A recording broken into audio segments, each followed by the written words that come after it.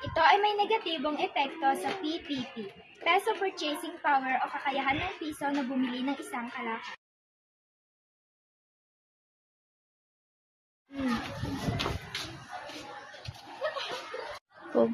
Magandang umaga po, Mayor Mike. Magandang umaga rin sa iyo. Mayor Mike, noon 20 pesos lang po ang pamasahe. Ngayon 50 na, pati gasolina, doble. Paano na po kami magpapahatid ng pasahero? Naiintindihan kita. Ngunit ito na ang galoping inflation. Mabilis tumaas ang bilihin, kaya nga may emergency na tutulong dito.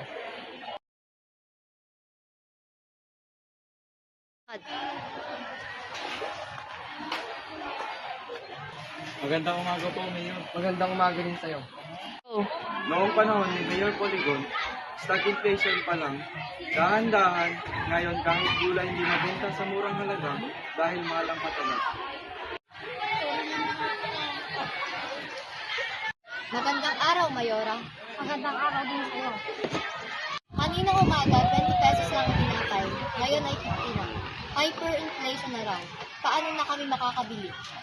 Naka muna ng malalim. Pinag-uusapan na ng mga eksperto. Kailangan tumigas na mabilis.